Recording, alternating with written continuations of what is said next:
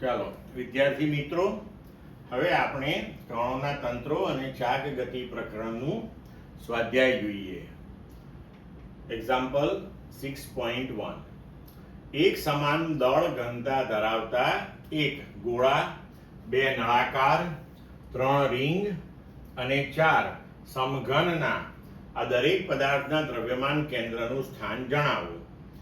શું પદાર્થનું દ્રવ્યમાન કેન્દ્ર પદાર્થની અંદરના ભાગમાં જ હોય તે જરૂરી છે?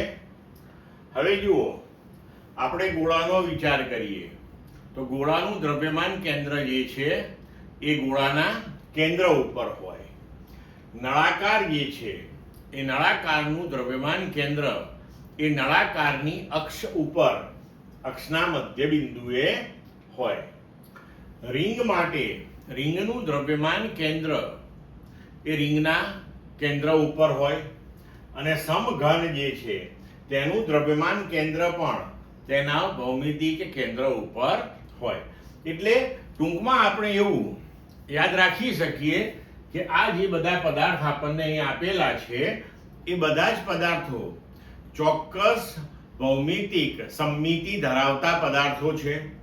તો જે પણ કોઈ પદાર્થ ચોક્કસ ભૌમિતિક સમમિતિ વાળો હોય તેનું દ્રવ્યમાન કેન્દ્ર એ હંમેશા તેના ભૌમિતિક કેન્દ્ર ઉપર જ હોય છે. હવે તેમાં આપણને બીજો પ્રશ્ન પૂછ્યો છે, શું પદાર્થનું દ્રવ્યમાન કેન્દ્ર પદાર્થની અંદરના ભાગમાં જ હોય તે જરૂરી છે? હવે અહીંયા ખાસ ધ્યાન રાખજો કે પદાર્થની અંદરનો ભાગ એટલે શું?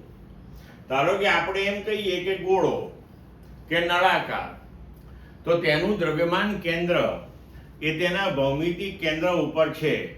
હવે ગોળાનું કેન્દ્ર એ આમ ગોળાની અંદર હોય, બરોબર છે, પણ પોલો ગોળો લઈએ આપણે તો ગોળાની અંદર હોય. આપણે ગુજરાતી ભાષામાં એવું કહી શકીએ.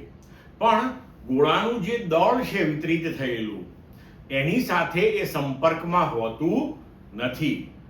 તો પદાર્થની અંદરનો ભાગ એટલે અહીં આપણે ભૌતિક શાસ્ત્રની દ્રષ્ટિએ એવું વિચારવાનું છે કે પદાર્થનું દ્રવ્યમાન કેન્દ્ર એ પદાર્થના દળ સાથે સંપર્કમાં હોય. તો એવું જરૂરી નથી, કારણ કે ગોળાના કેસમાં આપણે પોલો ગોળો લઈએ તો ગોળાના દળ સાથે સંપર્કમાં ન હોય, પણ જો ઘન નક્કર ગોળો લઈએ તો પાછું સંપર્કમાં હોય, એ કેસમાં અંદર કહેવાય. નળાકારમાં પણ એવું થાય, પોલો નળાકાર અને ઘન નક્કર નળાકાર. તો પોલા નળાકાર માટે એ દળના સંપર્કમાં ન હોય તો એવું કહેવાય કે પોલા નળાકારની બહાર છે દ્રવ્યમાન કેન્દ્ર.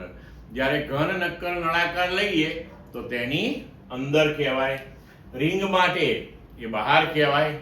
અને ધારો કે આપણે સમતલ તકતી લઈએ તો તકતી માટે એ અંદરના ભાગમાં કહેવાય.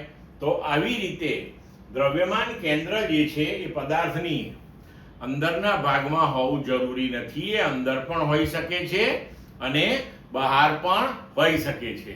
ક્લિયર મિત્રો?